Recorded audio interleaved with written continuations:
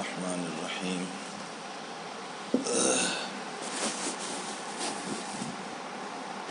الحمد للہ نحمده ونستعینه ونستغفره ونؤمن به ونتوکل علیہ ونعوذ باللہ من شرور انفسنا ومن سیئات اعمالنا من یهده اللہ فلا مضل له ومن یضلله فلا هادی له ونشهد ان لا الہ الا اللہ وحدہ لا شریک له ونشهد ان سیدنا مولانا محمدا عبده ورسوله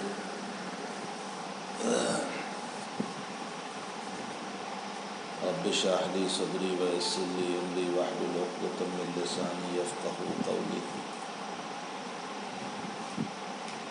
اللهم لا علم لنا الا ما علمتنا انك انت العليم الحكيم اما بعد قال النبي صلى الله تعالى عليه وسلم الراحمون يرحمهم الرحمن تبارك وتعالى ارحموا من في الارض يرحمكم من في السماء رواه ابو داود والترمذی وغیرہ۔ یہ حدیث مسلسل بالاولیت کہی جاتی ہے۔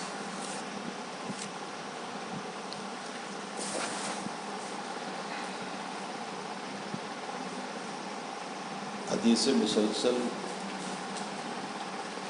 بالاولیت کا مطلب یہ ہے کہ ہر استاذ نے اپنے شاگرد کو علم حدیث پڑھانے سے پہلے یہ حدیث سنائی، اور ہر شاگرد علم حدیث نے باب علم حدیث میں اپنے استاد سے سب سے پہلے یہ حدیث سنی۔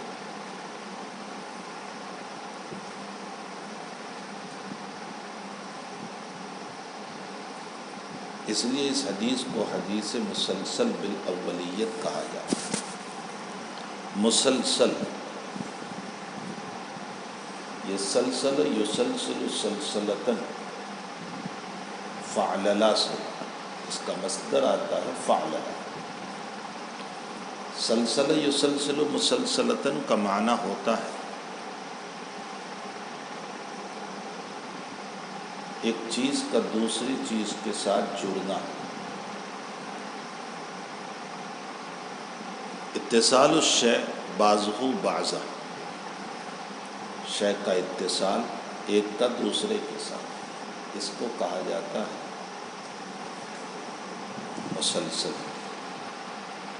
اسی لیے زنجیر کو عربی میں سلسلہ کہا جاتا ہے۔ اس کی وجہ یہ ہے کہ اس کی ایک کڑی دوسری کڑی سے جڑی ہوئی ہے، اس لیے اس کو سلسلہ کہا جاتا ہے۔ لوگ اس کو سلسلہ بولتے ہیں، وہ غلط ہے، یہ سلسلہ ہے۔ یہ تو لغوی معنی ہوا کہ اتصال الشیء بعضہ بعض۔ اصطلاح میں حدیث مسلسل یا شیء مسلسل کی تعریف یہ ہے: اتفاق الروات فی اسناد من الاسانید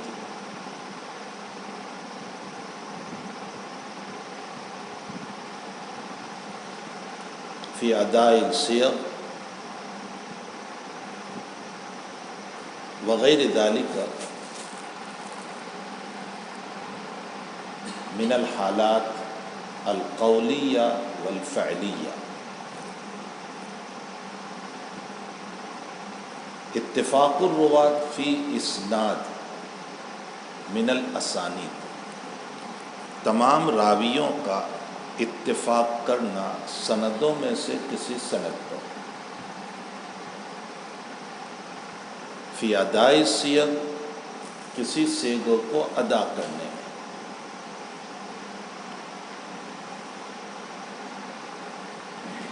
وغیر ذالک من الحالات القولیہ او الفعلیہ، یا اس کے علاوہ کسی حالت پر روات کا اتفاق کر لینا، چاہے اس کا تعلق قول سے ہو چاہے اس کا تعلق فعل سے۔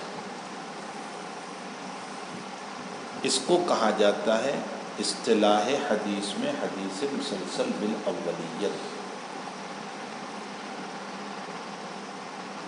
ادائے صیغ، صیغوں کی ادائیگی میں اتفاق، مثلا حدثنا یا اخبرنا، جمہور محدثین متفق ہے کہ کوئی روایت بیان کی جاتی ہے یا تو حدثنا سے یا اخبرنا سے،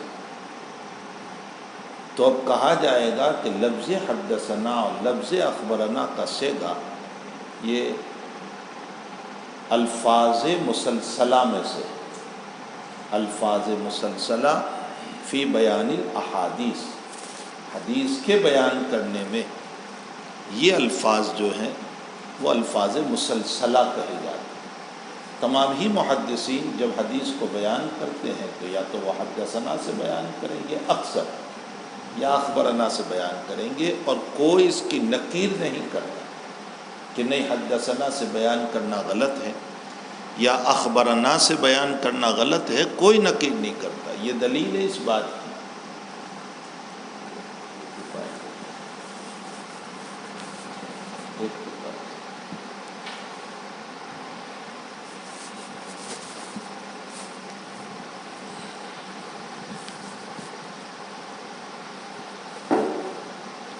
نمبر 2،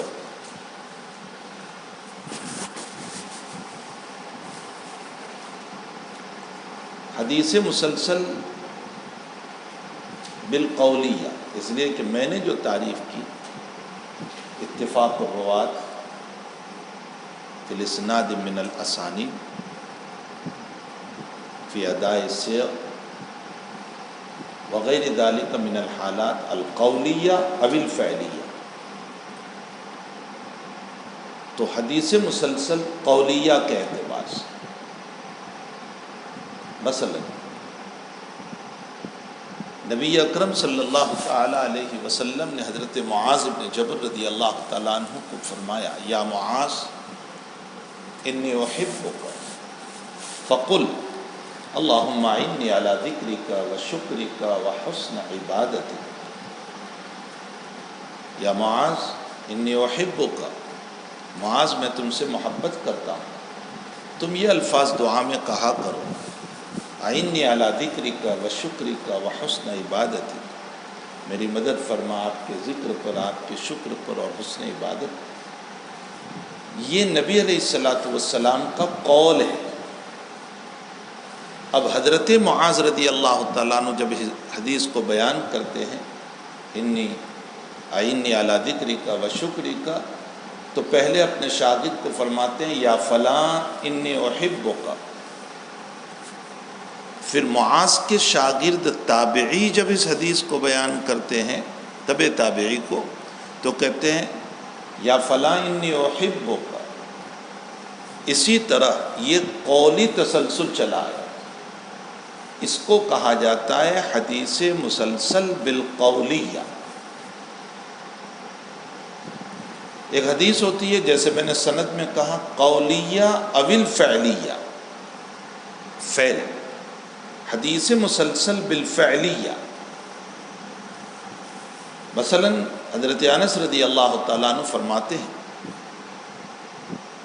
صافحت رسول اللہ صلی اللہ علیہ وسلم وکفی فی کف رسول اللہ صلی اللہ علیہ وسلم، وکف رسول اللہ صلی اللہ علیہ وسلم علیا من الحریر ما رأیت مثلہ او کما قال انس رضی اللہ تعالی عنہ۔ فرمایا کہ میں نے نبی علیہ السلام سے مصافحہ فرمایا اور میرا ہاتھ یا حضور پاک صلی اللہ علیہ وسلم کا ہاتھ میرے ہاتھ میں تھا، میرا ہاتھ آپ کے ہاتھ میں تھا، اور میں نے آپ کے ہاتھوں کی نرمی جو دیکھی تو وہ ریشم سے زیادہ نرم تھی۔ یہ حضرت انس رضی اللہ تعالیٰ عنہ بیان فرماتے ہیں، یہ فعل ہے۔ اس فعل کے بعد جو کچھ حدیث آگے بیان کریں گے حضرت انس، اس حدیث کو بیان کرنے سے پہلے حضرت انس رضی اللہ تعالیٰ عنہ نے جیسے نبی علیہ السلام سے یوں مصافحہ کیا، ہاتھ پکڑا، ہر استاذ اپنے شاگرد کا یوں مصافحہ کرتا ہے، اس روایت کو بیان کرنے کے موقع پر تو سمجھ میں بھی آیا۔ اس کو کہا جاتا ہے فعل، تسلسل بالفعلیہ۔ تو اصطلاح شرح میں، اصطلاح حدیث میں، حدیث مسلسل اس کو کہا جاتا ہے کہ جس میں اتفاق الروات فی الاسناد من الاسانید فی ادائی سیغ وغیر ذالک من الحالات القولیہ او الفعلیہ۔ یہ حافظ ابن حجر عسقلانی رحمۃ اللہ علیہ نے نخبۃ الفکر میں یہ تعریف فرمائی ہے۔ البتہ اس کی مثالیں میں نے مختلف قسم سے دی، اور یہ جتنی مثالیں میں نے دی ہے یہ تمام کی تمام صحاح ستہ میں موجود ہیں۔ جیسے انی احبک یا معاذ فقل اعنی علی ذکرک و شکرک و حسن عبادتی، اس کو امام ابو داؤد رحمۃ اللہ علیہ، امام نسائی وغیرہ نے نقل فرمایا۔ یا حضرت انس بن مالک خادم رسول صلی اللہ علیہ وسلم فرماتے ہیں صافحت مع رسول اللہ صلی اللہ علیہ وسلم۔ یہ روایت ابو داؤد شریف میں موجود ہے۔ خلاصہ کلام یہ نکلا کہ حدیث مسلسل بالاولی، حدیث مسلسل اس کو کہا جاتا ہے کہ جس میں کوئی قول یا فعل یا کوئی خاص لفظ، جیسے میں نے مثال دی حدثنا اخبرنا، یہ تسلسل کے ساتھ نقل ہوتا ہوا اسی طرح پر چلا آیا ہو، اس کو کہتے ہیں حدیث مسلسل۔ کبھی قولی ہوتی ہے، کبھی فعلی ہوتی ہے، کبھی ادائیگی صیغ ہوتا ہے۔ ادائیگی صیغ کی اور ایک مثال لے لو، ابھی جو میں نے حدیث پڑھی حدیث مسلسل بالاولیت، اس میں ہر شاگرد اپنے استاذ کو متعلق جب نقل کرتا ہے تو یوں نقل کرتا ہے ھذا الحدیث اول من سمع من فلان، ھذا الحدیث اول سمع من فلان، یہ میری پہلی حدیث ہے جو میں نے فلانے سے سنی تھی۔ اب الفضل المبین بالاحادیث النبی الکریم میں یہ سب سے پہلی حدیث ہے۔ اگر آپ وہاں دیکھو گے تو ہر راوی اپنے استاد سے اسی طرح نقل کرتا ہے، تو یہ جو لفظ ہے اسی طرح چلا آیا، یہ بھی ادائیگی صیغ کی مثال ہو گئی۔ تو خلاصہ کلام یہ نکلا کہ حدیث مسلسل کبھی ادائیگی صیغ میں، کبھی قول میں، کبھی فعل میں۔ یہ حدیث جو میں نے پڑھی حدیث مسلسل بالاولیت، اس کو میں نے اس لیے سب سے پہلے پڑھا کہ آپ کا بھی تسلسل باقی رہے، اس لیے میں نے سب سے پہلے اس حدیث شریف کو پڑھا۔ یہ حدیث سب سے پہلے میں نے 1987 میں حضرت شیخ مولانا محمد یونس صاحب جون پوری رحمۃ اللہ علیہ سے سنی۔ اس کے بعد تو مسلسل حضر و سفر میں سنتا رہا۔ حضرت شیخ نقل کرتے ہیں اس حدیث شریف کو حضرت شیخ مولانا محمد زکریا صاحب کاندھلوی ثم المہاجر المدنی سے۔ وہ نقل کرتے ہیں اپنے شیخ حضرت مولانا خلیل احمد صاحب سہارنپوری رحمۃ اللہ علیہ سے۔ وہ نقل فرماتے ہیں مولانا عبد القیوم صاحب بدھانوی رحمۃ اللہ علیہ سے۔ وہ نقل فرماتے ہیں حضرت شاہ عبد الغنی صاحب محدث دہلوی رحمۃ اللہ علیہ سے۔ وہ نقل فرماتے ہیں حضرت شاہ محمد اسحاق صاحب دہلوی رحمۃ اللہ علیہ سے۔ وہ نقل فرماتے ہیں حضرت شاہ عبد العزیز صاحب رحمۃ اللہ علیہ سے۔ بعضوں نے شاہ عبد الغنی کے بعد شاہ اسحاق کا واسطہ نقل نہیں کیا، بلکہ سیدھا شاہ عبد العزیز صاحب رحمۃ اللہ علیہ سے نقل کیا۔ بہت ممکن ہے کہ شاہ عبد الغنی صاحب کو سند عالی کے ساتھ بھی ملی ہو اور ایک درجہ نزول کے ساتھ بھی ملی۔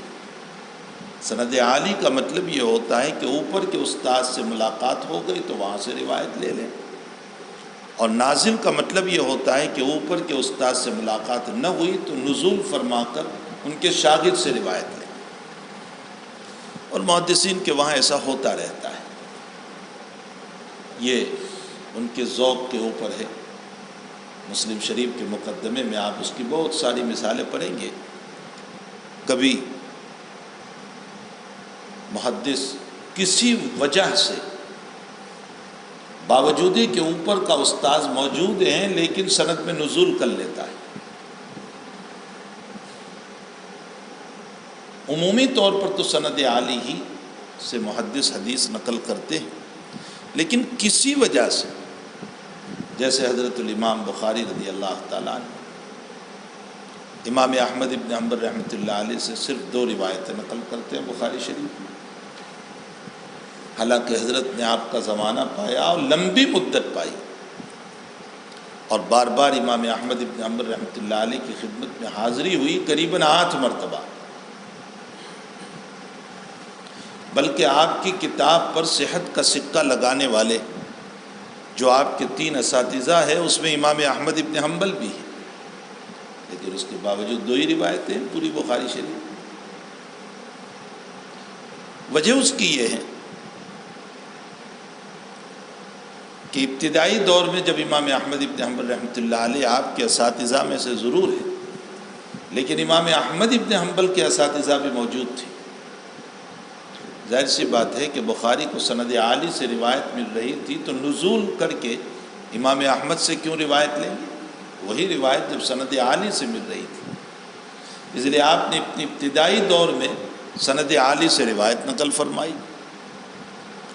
آخری سفر میں جب امام احمد ابن حنبل کے پاس پہنچے تو اس موقع پر حضرت الامام احمد ابن حنبل رحمۃ اللہ علیہ نے زیادہ تر توجہ فقہ کی طرف کر لی تھی۔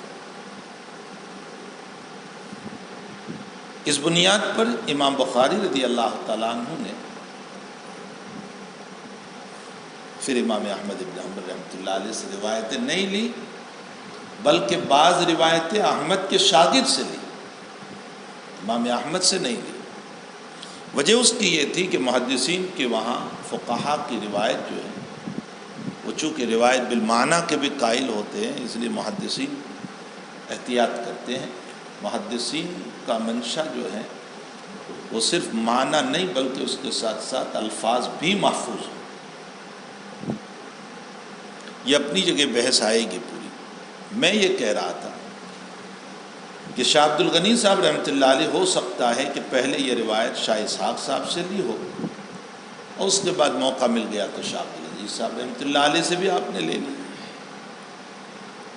اور شاہ عبد العزیز صاحب رحمۃ اللہ علیہ اس روایت کو نقل فرماتے ہیں اپنے والد ماجد حضرت شاہ ولی اللہ صاحب محدث دہلوی رحمۃ اللہ علیہ سے، اور شاہ ولی اللہ صاحب رحمۃ اللہ علیہ اس روایت کو نقل فرماتے ہیں عمر بن احمد بن عقیل سے، اور شاہ ولی اللہ صاحب فرماتے ہیں کہ میں نے اس حدیث مسلسل کو عمر بن احمد بن عقیل سے مزار اقدس کے سامنے بیٹھ کر سنی تھی، اور عمر بن احمد بن عقیل نے مجھے سب سے پہلے یہ حدیث احادیث کا درس دینے سے قبل سنائی، اور عمر بن احمد کے بعد کی جو سند ہے وہ شاہ ولی اللہ صاحب رحمۃ اللہ علیہ کی کتاب الفضل المبین بالاحادیث النبی الکریم جو مسلسلات کے نام سے مشہور ہے اس میں موجود ہیں۔ اصل میں وہ 3 رسالے ہیں، ایک تو الفضل المبین ہے، الدر الثمین ہے، اور اس کے علاوہ ایک رسالہ ہے۔ کل ملا کر شاہ ولی اللہ صاحب کی یہ 3 رسالے ہیں۔ ایک میں حضرت نے احادیث مسلسلہ کو نقل کیا ہے، اور یہ کوئی شاہ ولی اللہ صاحب کی پہلی کتاب نہیں ہے، آپ سے پہلے بھی بہت سارے لوگوں نے مسلسلات کے عنوان سے کتابیں لکھی ہیں، یہ نہیں ہے۔ یہ تو ہمارے وہاں عام طور پر چونکہ شاہ ولی اللہ صاحب رحمۃ اللہ علیہ کی کتاب پڑھائی جاتی ہے مسلسلات، اس لیے لوگ یہی سمجھتے ہیں کہ یہی ایک کتاب ہے، حالانکہ شاہ ولی اللہ صاحب رحمۃ اللہ علیہ سے پہلے دسیوں کتابیں ہیں جو مسلسلات کے عنوان سے لکھی گئی ہیں. بہت سارے اکابر نے لکھی. امام احمد کی کتاب ہے مسلسلات ہے، سیوطی کی کتاب مسلسلات ہے، امام نووی کی مسلسلات ہے، بہت ساری کتابیں ہیں. خلاصہ کلام یہ نکلا کہ میں نے بھی آپ کا تسلسل باقی رکھنے کے لیے اس حدیث شریف کو سب سے پہلے پڑھ دیا. اول ھذا الحدیث سمیعت من شیخ یونس. تو گویا اس حدیث کے 3 جز ہو گئے. ایک ہم سے لے کر حضرت شاہ ولی اللہ صاحب رحمۃ اللہ علیہ، بلکہ 2 ہی جز، اور دوسرا شاہ ولی اللہ صاحب رحمۃ اللہ علیہ سے لے کر نبی اکرم صلی اللہ تعالیٰ علیہ وسلم تک، وہ آپ کی کتاب الفضل المبین میں موجود ہے. اس حدیث کو حدیث مسلسل بالاولیت بھی کہا جاتا ہے جو میں نے پڑھی، اور اس حدیث کو حدیث رحمت بھی کہا جاتا ہے. دوسرا اس حدیث شریف کا نام حدیث رحمت ہے. حدیث رحمت اس لیے کہ اس میں رحمت کا موضوع ہے. الراحمون یرحمہم الرحمن، رحم کرنے والوں رحمان تم پر رحم کرے. ارحموا من فی الارض، تم زمین والوں پر رحم کرو، آسمان والا تم پر رحم کرے گا. یرحمکم من فی السماء. رحم کا معنی ہوتا ہے کسی کے ساتھ نرمی کا معاملہ کرنا.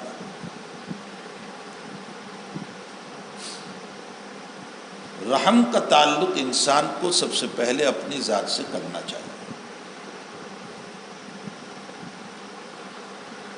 دوسروں پر رحم کرنے سے قبل انسان اپنی ذات پر رحم کرے.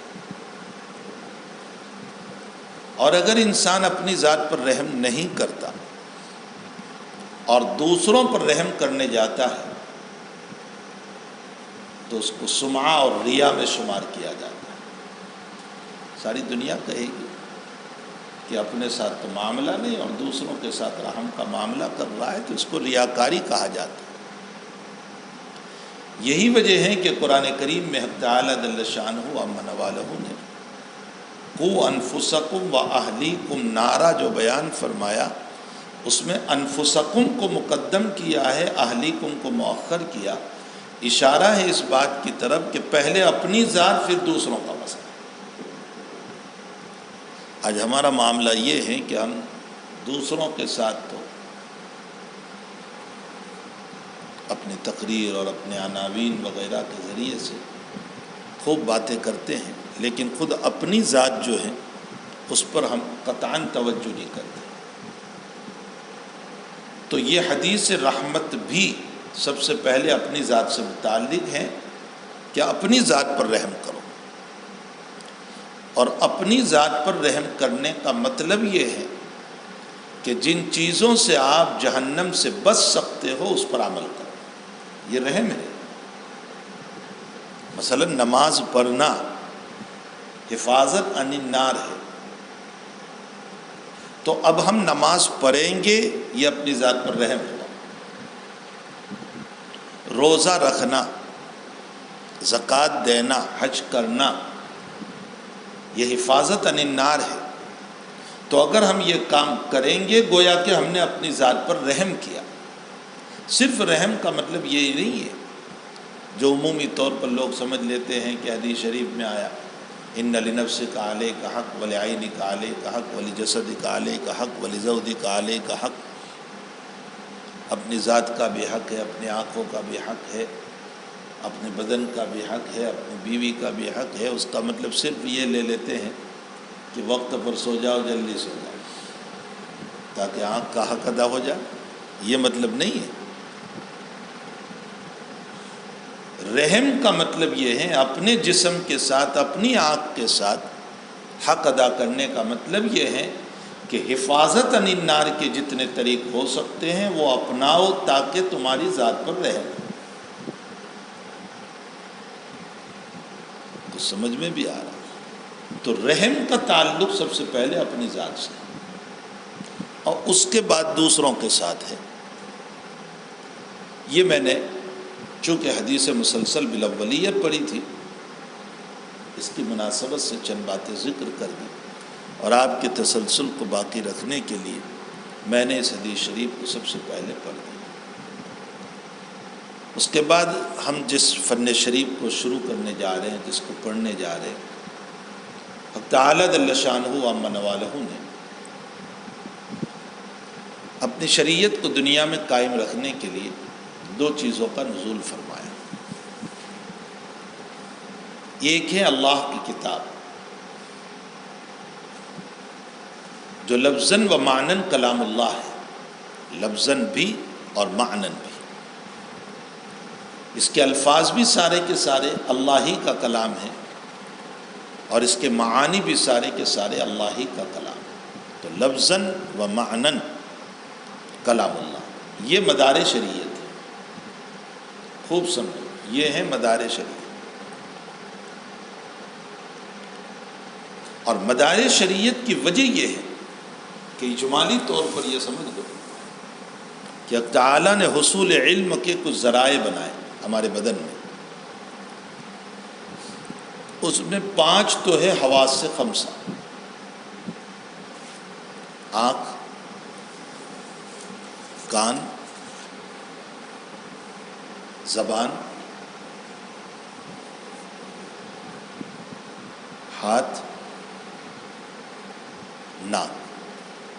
ان 5 سے علم حاصل ہوتا ہے، کان سے سن کر، زبان سے چکھ کر، آنکھوں سے دیکھ کر، ناک سے سن کر، اور ہاتھ سے پکڑ کر۔ ویسے تو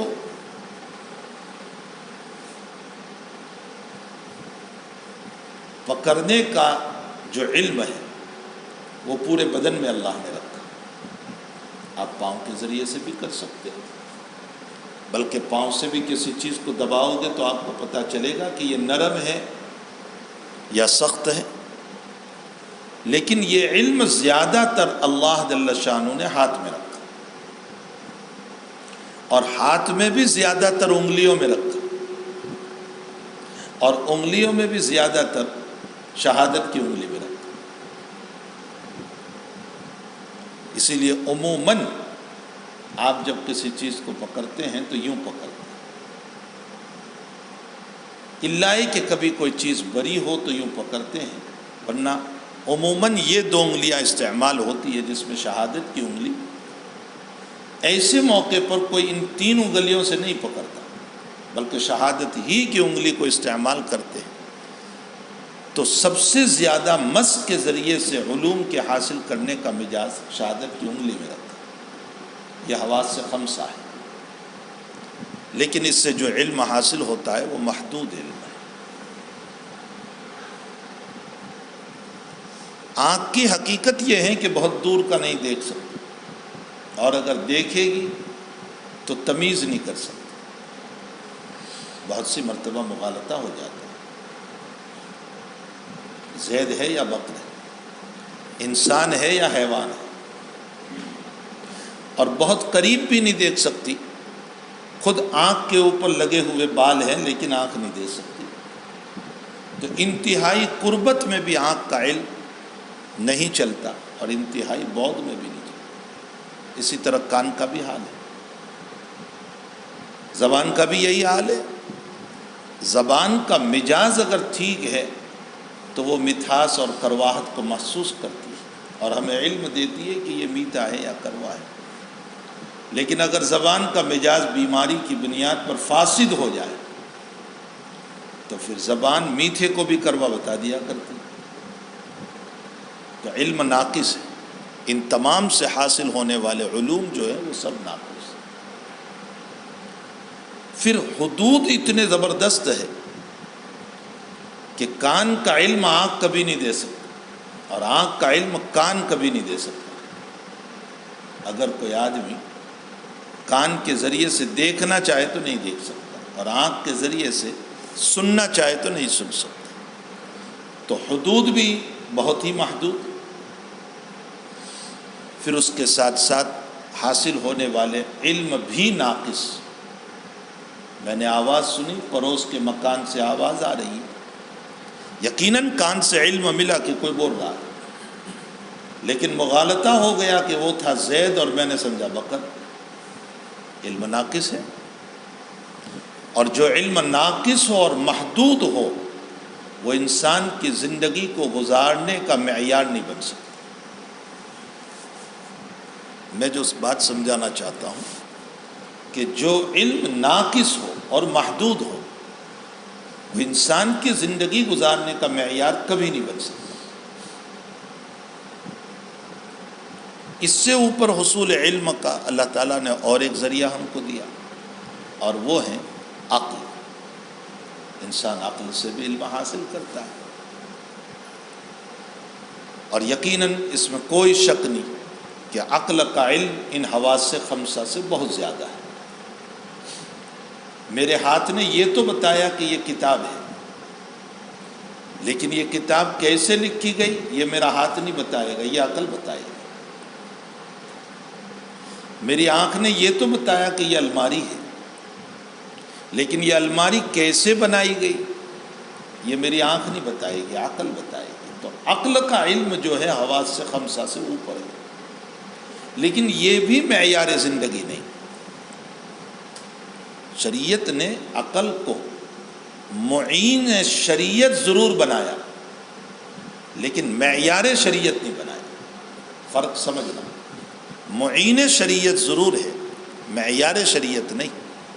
اس پر شریعت کا مدار نہیں، اور اس کی وجہ یہ ہے کہ عقل جو ہے وہ خواہشات کے تابع ہے، اور جب خواہشات کے تابع ہیں تو خواہشات جب کسی حرام کو حلال بتاتی ہے تو عقل اس کے مطابق حرام پر حلال کے دلائل دیتی ہے۔ اہل مکہ کے سامنے جب حرمت ربا کا مسئلہ آیا تو چونکہ ربا ان کی گتھیوں میں پڑا ہوا تھا، سود ان کا ایک بہت بڑا بزنس اور کاروبار تھا،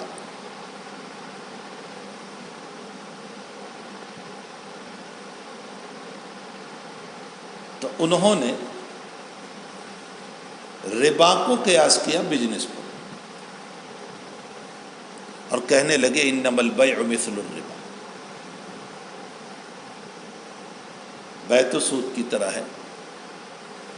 اور قرآنی انداز دیکھے، بیع کو مقیس بنایا اور ربا کو مقیس علیہ بنایا، یعنی ربا کو اصل بنایا اور بیع کو فرع بنا کر کے اس پر قیاس کیا، اشارہ کیا اس بات کی طرف کہ مقیس علیہ اصل ہے، یعنی سود بالکل جائز ہے، بزنس اسی طرح۔ اب یہ جو کہنے لگے انما البیع مثل الربا، یہ عقلی بات تھی ان کی، یہ عقلی دلیل تھی۔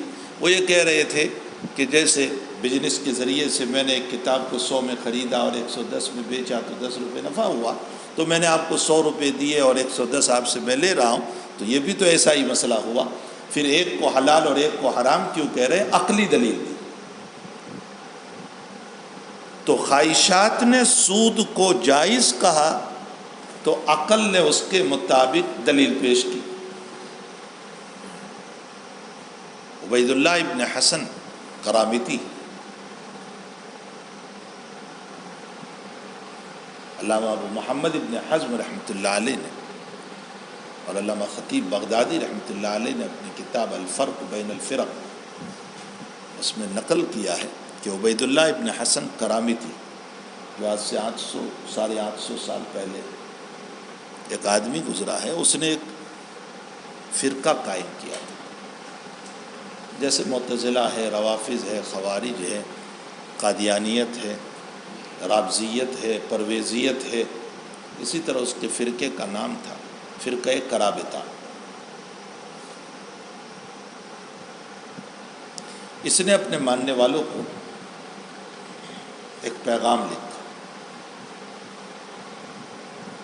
اس پیغام میں یوں لکھا کہ یہ بات میری سمجھ سے باہر ہے، کہ جو میری بہن میرے ساتھ زندگی گزارتی ہے اور میرے مزاج سے واقف ہے اور میں اس کے مزاج سے واقف ہوں، بچپن سے ہم دونوں ساتھ بڑے ہوئے، مزاج شناسی ہماری ایک دوسرے کی خوب ہے، ہم اٹھا کر اپنی بہن کو دوسروں کے حوالے کر دیتے ہیں نکاح کرا کے، اور ہم دوسری عورت کو اپنے نکاح میں لے آتے ہیں جو میرا مزاج نہیں جانتی، میں اس کا مزاج نہیں جانتا، میری بہن اس کا مزاج نہیں جانتی، وہ اس کے مزاج کو نہیں جانتی۔ کیا ہی خوب ہو کہ مزاج شناس بہن ہی سے نکاح کیوں نہ کیا جائے۔ دیکھیے عقلی دلیل پیش کر رہا ہے، اپنی بہن سے نکاح کرنا چاہیے تاکہ گھروں میں سکون رہے، جھگڑے نہ ہو۔ دوسری دلیل وہ پیش کر رہا ہے کہ جب میری بہن میرے لیے کھانا بنا سکتی ہے، پانی کا گلاس پیش کر سکتی ہے، میرا بستر بچھا سکتی ہے، میری چادر بچھا سکتی ہے، میرے گھر میں ساتھ رہ سکتی ہے، تو میرا فراش کیوں نہیں بن سکتی؟ دو دلیلیں، ان دونوں دلیلوں کی بنیاد پر یہ عقلی دلیلیں ہیں، ان عقلی دلائل کی بنیاد پر وہ یہ کہنے لگا کہ میں اپنے تمام ماننے والوں کو کہتا ہوں کہ اپنی بہن سے نکاح جائز ہے عقل کی روشنی میں، اور یہی کام کرو۔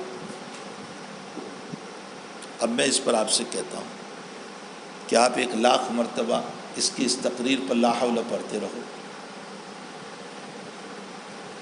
لا حول جواب نہیں ہے اس کا،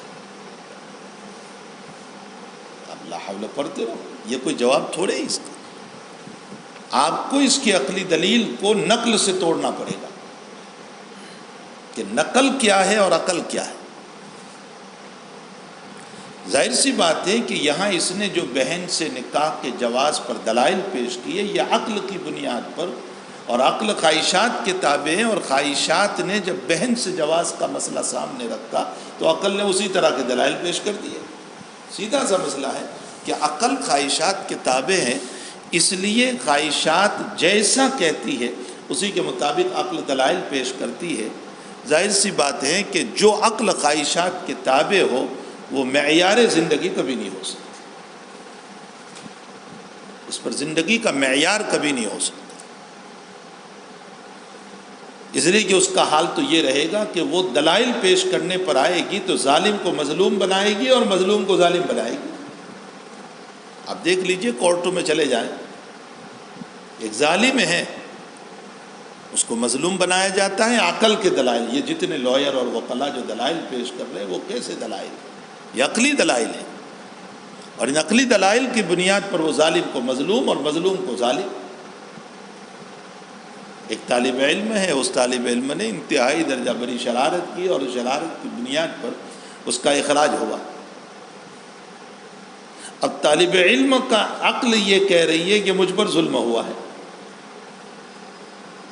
میرے ساتھ ظلم ہوا کہ مجھے نکالا گیا، لیکن مدرسے کا ناظم یہ کہے گا کہ نہیں ظلم نہیں ہوا۔ میری عقل یہ کہہ رہی ہے کہ تو نے جو جرم کیا ہے اس جرم کی پاداش میں جواب یہی ہوگا کہ تیرا اخراج ہو۔ مسئلہ ایک ہی ہے، ایک نے اس کو مظلومیت اور ایک نے اس کو ظالمیت کو ثابت کیا۔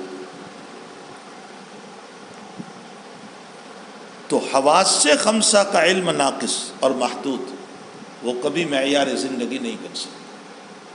اس سے اوپر عقل ہے، یقیناً عقل سے حاصل ہونے والے علوم بہت اعلیٰ درجے، لیکن چونکہ وہ خواہشات کے تابع ہیں، اور خواہشات کے تابع ہونے والے عقل معیار زندگی کبھی نہیں بن سکتا۔ تو اب ایسے علم کی ضرورت ہے جو خواہشات سے پاک ہو، جو حدود سے بالاتر ہو، جو نقص نہ ہو بلکہ کامل ہو۔ علم ناقص نہیں، علم کامل، علم محدود نہیں، علم لا محدود،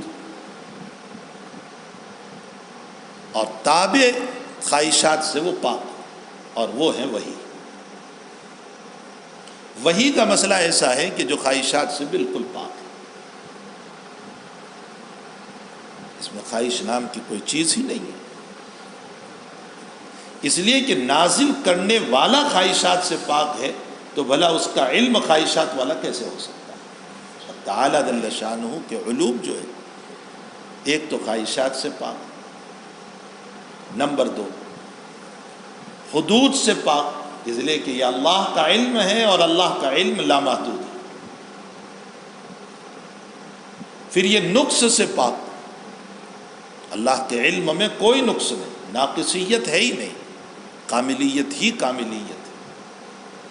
تو وہی علم کامل بھی ہے، علم لامحدود بھی ہے، اور اسی کے ساتھ ساتھ خواہشات سے پاک بھی ہے۔ اس لیے وحی کو معیار زندگی قرار دیا گیا، اور اس کے لیے وحی کی ضرورت پڑی، تاکہ دنیا میں آنے والا انسان اس وحی کے مطابق زندگی گزارے۔ کچھ سمجھ میں بھی آ رہا ہے؟ اس کے لیے وحی کی ضرورت پڑی۔ اب عقل جو ہے وہ اس علم وحی کو سمجھنے کے لیے معین ہوگی، لیکن معیار نہیں ہو سکتا۔ علامہ شبیر احمد عثمانی رحمۃ اللہ علیہ کا ایک چھوٹا سا رسالہ ہے العقل والنقل، اس رسالے کا مطالعہ کر لینا۔ حضرت نے اس میں عقل کے حدود اور نقل کی حقیقت کو بیان کیا۔ نقل کا معنی قرآن و حدیث۔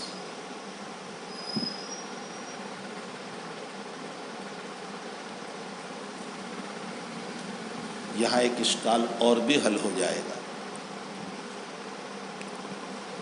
بہت سارے لوگ یہ کہتے ہیں کہ جب قرآن ایک کامل و مکمل کتاب ہے، جو آج کل کا ایک اشکال ہے کہ قرآن ایک کامل و مکمل کتاب ہے تو قرآن میں سائنس کا ہے۔ ایک طرف تم کہتے ہو کہ قرآن کامل و مکمل ہے، الیوم اکملت لکم دینکم، تو قرآن میں سائنس کا ہے۔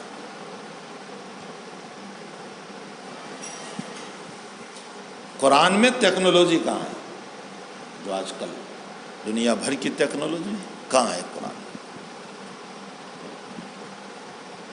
ابھی 2 دن قبل کی بات ہے، میرے پاس علی گڑھ یونیورسٹی کے پروفیسر صاحب تشریف لائے تھے۔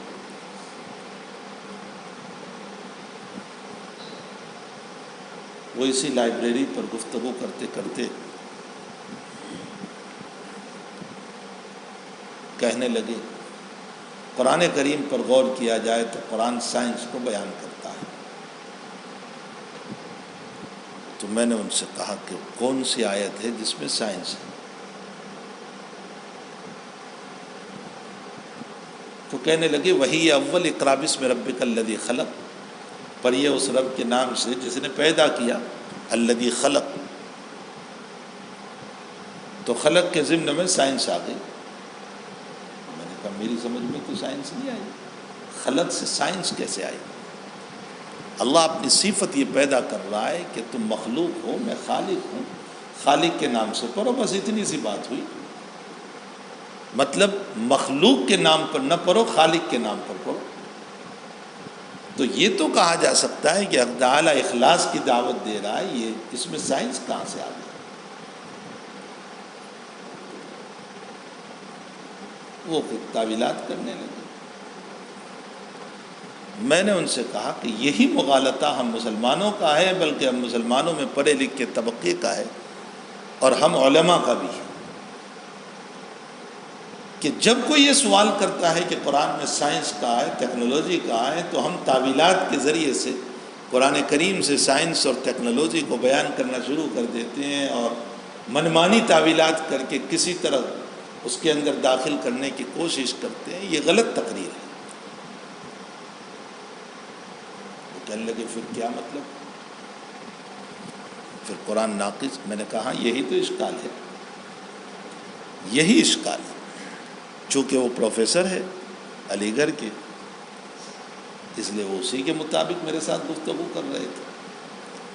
میں نے کہا ساری سائنس اور ساری ٹیکنالوجی کا تعلق عقل سے ہے۔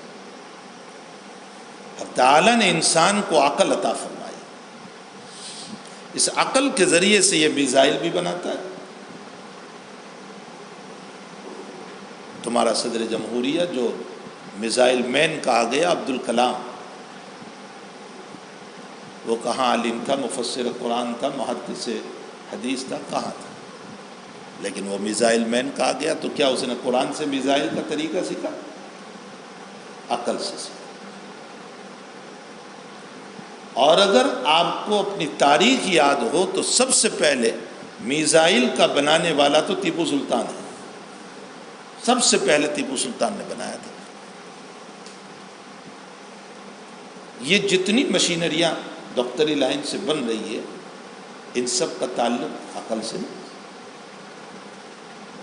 عقل سوچ سوچ کر کے آپ کو یہ بتا رہی ہے کہ کیمروں کو پیٹ میں اتارا جائے اور اس کے ذریعے سے اندرونی چیزوں کو معلوم کیا جائے، اس کا تعلق عقل سے۔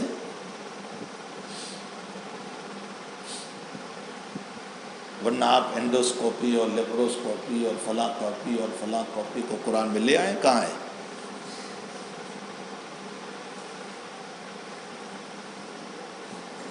کوئی ایک آیت سے ادنا درجے میں تو آپ ثابت کر دیں۔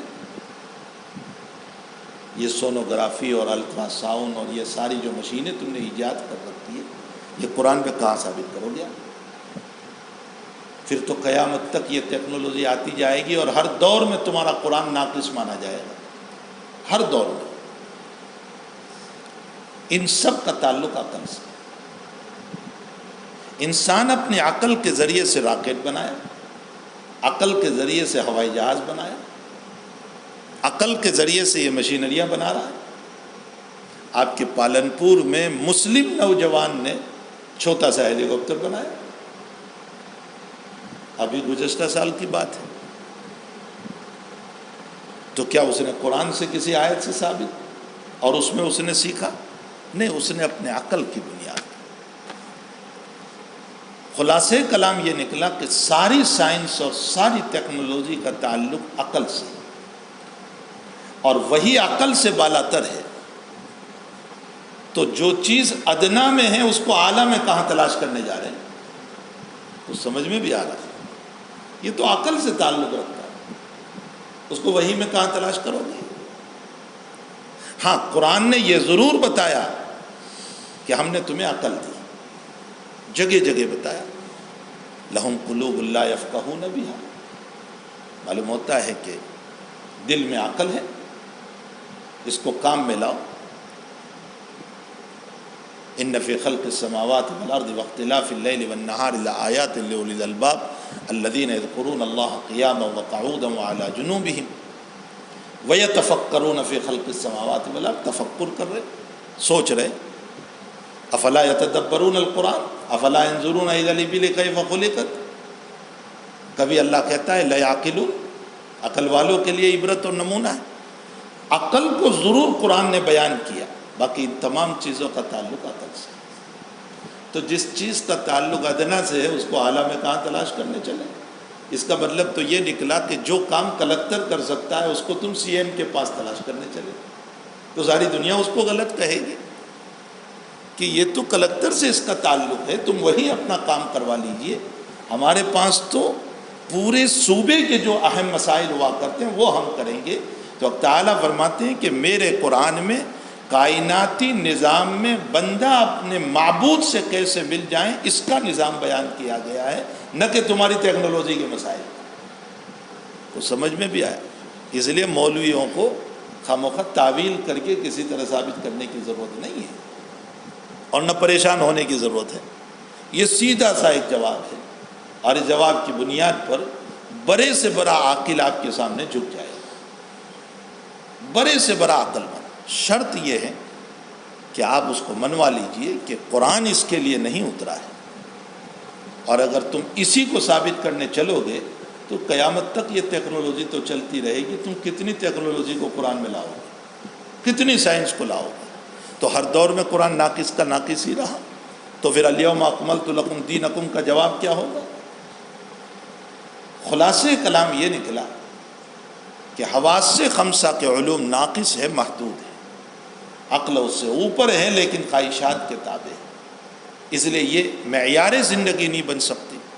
اب ایسے علوم کی ضرورت تھی جو محدود بھی نہ ہو، ناقص بھی نہ ہو، اور اس کے ساتھ ساتھ کامل و مکمل ہونے کے ساتھ ساتھ خواہشات سے بھی پاک ہو، اور وہ ہے وہی۔ حق تعالیٰ جل شانہ عما نوالہ نے اس کے لیے اپنے وحی کا نزول فرمایا، اور اللہ کی کتاب یہ اللہ کے علوم ہیں، اور اللہ کی کتاب کی تعریف جو لفظاً و معناً حق تعالیٰ جل شانہ عما نوالہ کا کلام ہے۔ مدار شریعت و انسان دوسری چیز احادیث مبارکہ، یہ دو چیزیں ہو گئی، احادیث مبارکہ اور کلام اللہ۔ تخلیق انسان کی غرض اللہ کی عبادت ہے۔ انسان کو اللہ نے جو پیدا کیا اس کی غرض اللہ کی عبادت ہے، نہیں کہ دنیا کی چیزیں، یہ ساری چیزیں ضمنی ہیں۔ ما خلقت الجن والانس الا لیعبدون، معرفت ربانی کے لیے اور عبادت ربانی کے لیے اللہ تعالیٰ نے انسان کو دنیا میں پیدا کیا۔ عبادت کی تعریف کیا ہے؟ جب عبادت کے لیے پیدا کیا تو عبادت کی تعریف کیا؟ عبادت کی تعریف الطاعت مع الخضوع، کسی کی فرما برداری کرنا خضوع کے ساتھ، جھکنے کے ساتھ۔ معلوم ہوتا ہے کہ انسان طاعت ہی نہیں کرتا تو وہ بھی عبادت نہیں، طاعت کر رہا ہے، اطاعت کر رہا ہے، فرما برداری کر رہا ہے، لیکن جھک کر نہیں، تو یہ متکبر ہوا، اس کو بھی عبادت نہیں کہا جاتا، یہ بھی عبادت نہیں۔ تو اگر بالکل نہیں ہے تو بھی وہ اطاعت و عبادت نہیں، اور اگر مال خضوع نہیں ہے تو بھی وہ اطاعت و عبادت نہیں کہی جائے گی۔ تو اطاعت مال خضوع، کسی کی اطاعت و فرما برداری خضوع کے ساتھ، جھک کر کے، تواضع کے ساتھ۔ اب تواضع کہتے ہیں کس کو؟ کون سی عبادت میں یہ شان کس طرح ہوگی؟ اس کے لیے جس کی اطاعت کر رہے ہیں اسی سے پوچھا جائے۔ بھائی مثلا آپ اپنے استاذ کی اتباع کر رہے ہیں تو استاد سے پوچھا جائے گا، یا استاذ کے قول و فعل سے آپ کو پتہ چلے گا کہ یہ خوش کس سے ہوتے ہیں، آپ وہی تو کرو گے پھر۔ مثلا آپ کو پتہ چلا کہ آپ کا استاد اس سے خوش ہوتا ہے کہ اس کے سامنے یہ ذکر کیا جائے کہ میں آپ کے لیے دعا کرتا ہوں، تو اب آپ جا کر کے کہو کہ میں آپ کے لیے دعا کرتا ہوں۔ یا آپ کے استاد سے متعلق آپ کو یہ پتہ چلا کہ وہ خوش ہوتا ہے اس بات سے کہ میں نے آپ کے لیے صدقہ کیا۔ یہ سب تو استاذ کی خوشی اور اس کی اطاعت و فرما برداری کو جاننا استاذ سے ہو سکتا ہے، تو لا محالہ حق تعالیٰ کی جب عبادت کرنا ہے، اس کی طاعت کرنا ہے مال خضوع، تو اطاعت مال خضوع ہوگا کیسے؟ وہ اسی سے پوچھا جائے گا۔ اب جب اللہ جل شانہ بیان کرنے پر آیا تو یہ تو ہو نہیں سکتا کہ میرے اور آپ کے ہر ایک کے نام پر اللہ تعالیٰ کوئی خط لکھے، وہ تو وراء الورا ذات ہے، بہت بڑی ذات ہے۔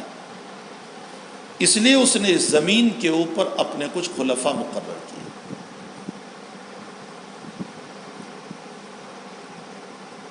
ان خلفاء کو اصطلاح شرع میں انبیاء و رسل کہا جاتا ہے۔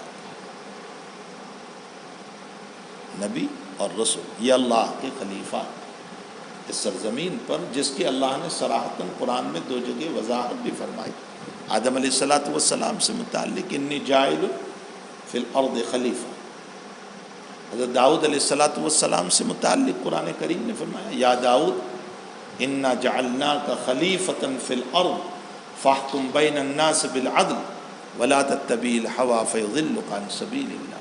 یہ غالباً جیسا کہ مفسرین نے اشارہ کیا کہ ہو سکتا ہے حضرت داؤد علیہ السلام کسی فیصلے کے موقع پر اجتہادی خطا کی بنیاد پر، اس لیے کہ نبی سے بھی ہو سکتا ہے اتحادی خطا کی بنیاد پر کسی مسئلے میں کسی طرف جھک گئے ہو، جس پر اللہ نے آپ کو متنبہ فرمایا ولا تتبع الہوی فیضلک عن سبیل، خواہشات کی اتباع نہ کرنا ورنہ آپ رائے حق سے دور ہو جاؤ. گمراہ کا ترجمہ تو نبی کے لیے مناسب نہیں ہے. فَيُضِلُّكَ عَنْ سَبِيلِ اللَّهِ. تو حضرت داؤد علیہ السلام سے متعلق اللہ نے صراحتاً فرمایا یا داؤد انا جعلناک خلیفۃ فی الارض. تو انبیاء و رسول اللہ کے خلیفہ ہیں. خلیفہ وہ کام کرتا ہے جو اصل کرتا ہے. تو اب تمام انبیاء و رسول کا کام وہ ہوگا دنیا میں جو اللہ کا حکم.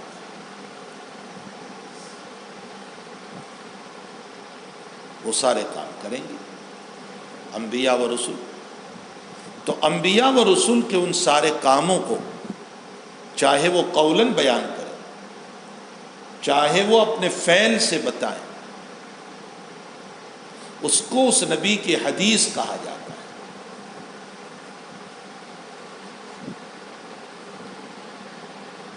حق تعالیٰ جل شانہ و عم نوالہ جب تکمیل شریعت پر آیا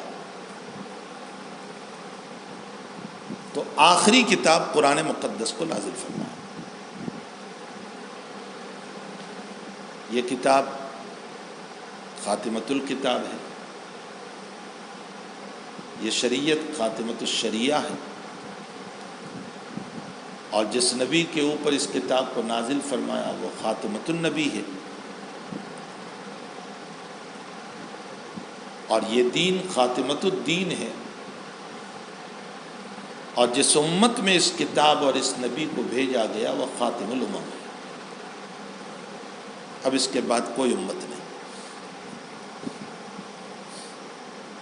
تو پہلے جو کتابیں نازل ہوتی تھی حق تعالیٰ جل شانہ و عم نوالہ نے ان کتابوں کی حفاظت کی ذمہ داری یہ اس زمانے کے علماء کے حوالے کی تھی. اِنَّا أَنزَلْنَا التَّوْرَاةَ فِيهَا هُدًى وَنُورٌ. کیا آیت ہے؟ يَحْكُمُ بِهَا النَّبِيُّونَ الَّذِينَ آمَنُوا وَالَّذِينَ اسی میں ہے بِمَا اسْتُحْفِظُوا مِنْ كِتَابِ اللَّهِ. اللہ کی کتاب کی وہ لوگ حفاظت کرتے ہیں.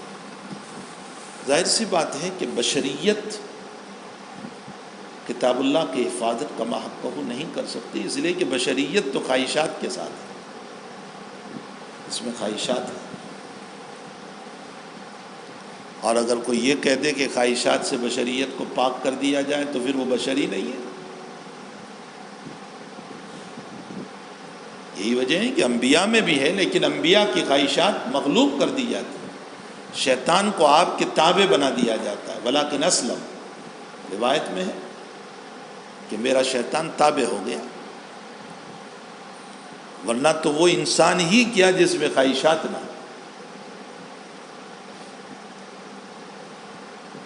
تو ماقبل علماء نے اپنے زمانے کی کتابوں کو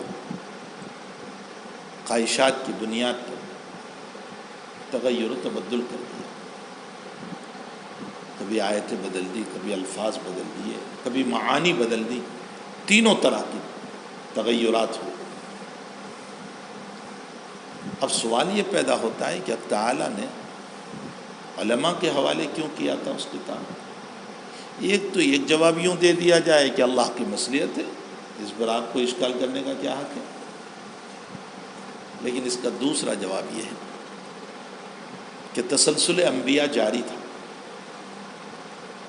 اگر ان لوگوں نے تغیرات اور تبدلات کر دیے تو وہ بعد میں آنے والا نبی اس کی اصلاح کر دیتا تھا. جیسے شریعت موسوی کے اندر جو مسائل میں تغیرات ہوئے تو عیسیٰ علیہ السلام نے اس کو صاف کر دیا. اب چونکہ قرآن مقدس آخری کتاب ہے, اس کے بعد کوئی نبی آنے والا نہیں. اگر اس میں تغیر و تبدل ہو گیا تو اس صورت میں اس کی اصلاح کون کرے گا؟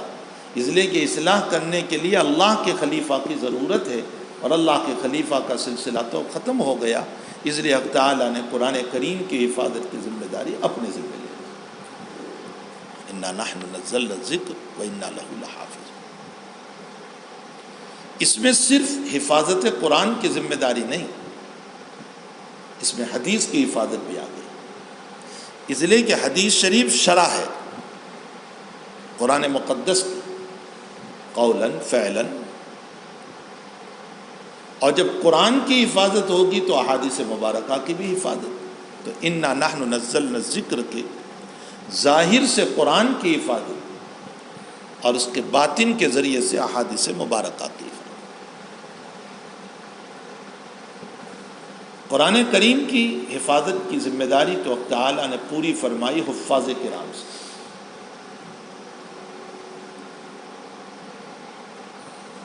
اور احادیث کی حفاظت کی ذمہ داری اللہ تعالیٰ نے ہر دور کے علماء سے، محدثین سے. علامہ ابو محمد ابن حزم ظاہری رحمۃ اللہ علیہ فرماتے ہیں الملل والنحل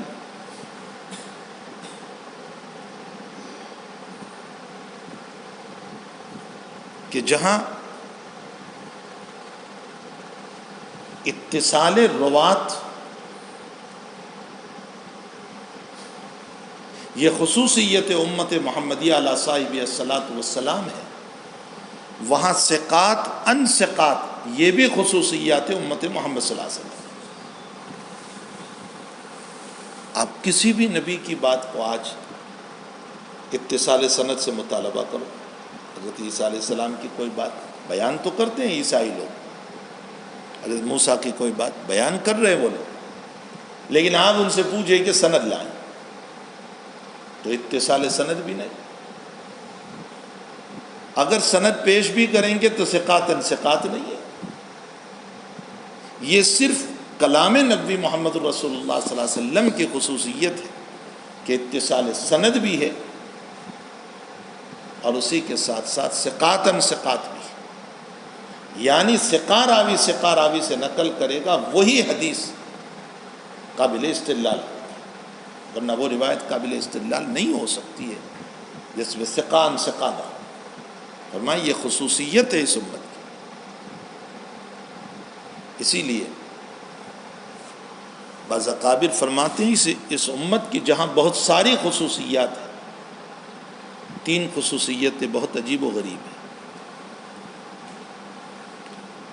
اسناد، انساب، اعراب.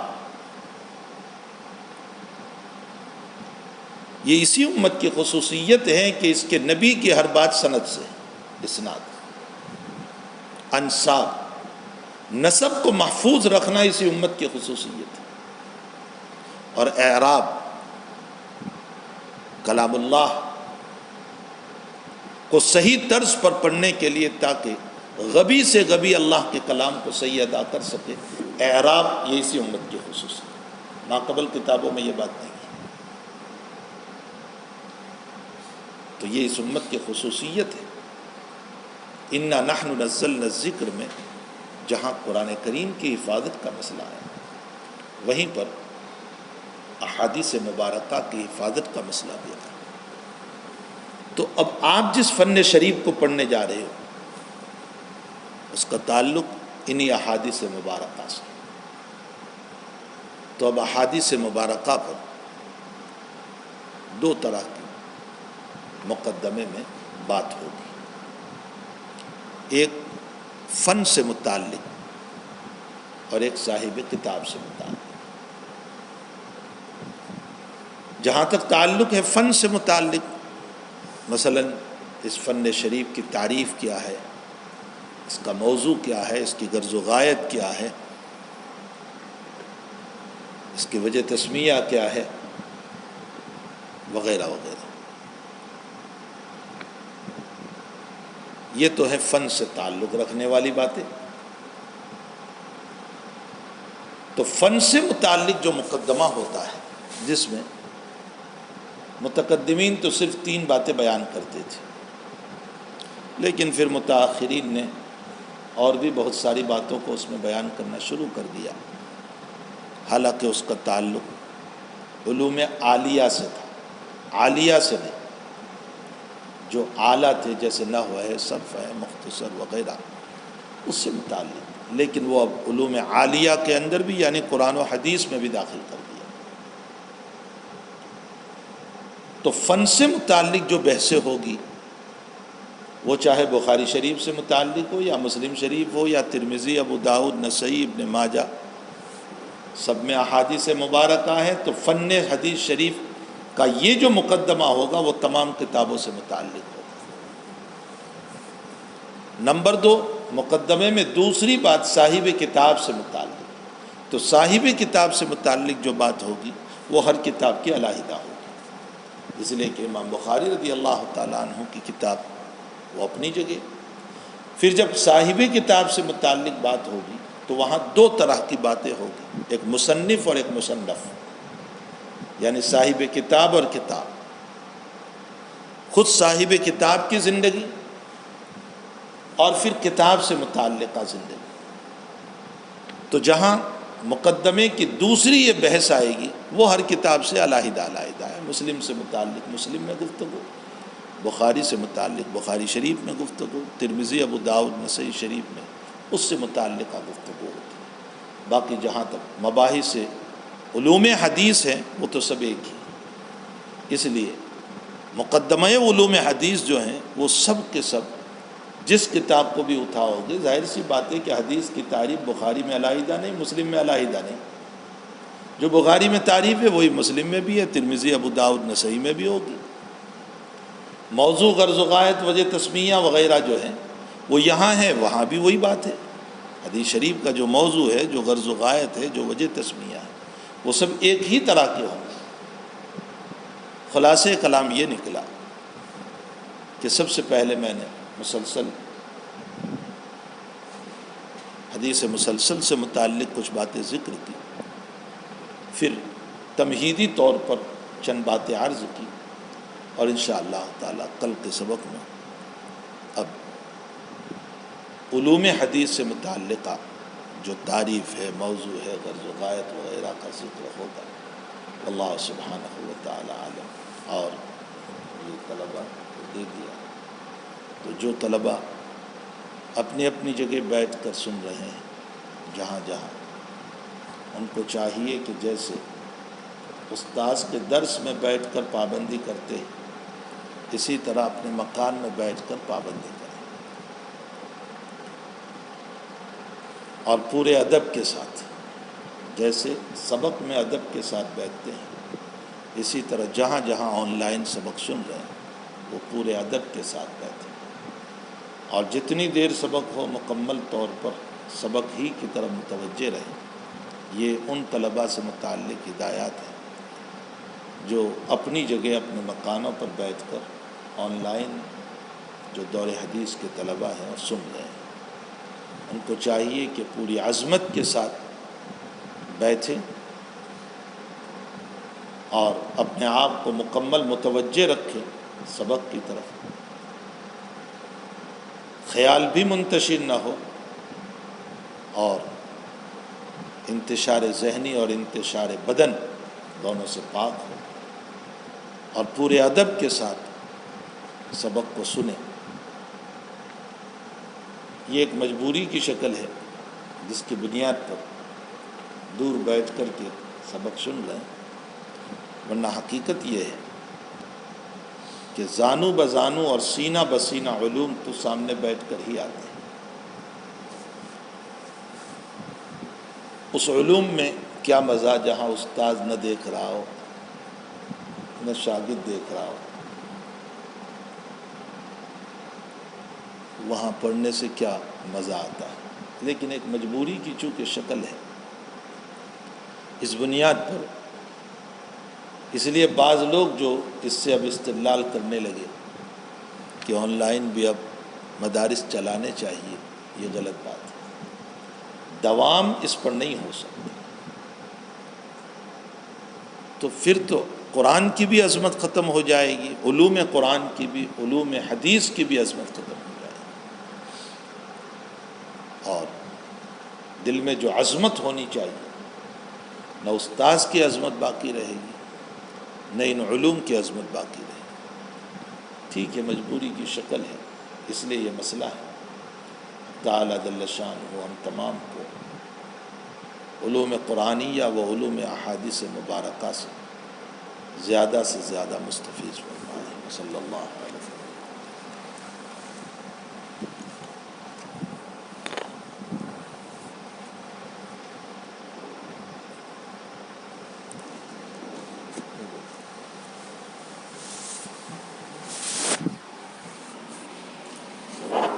اے اللہ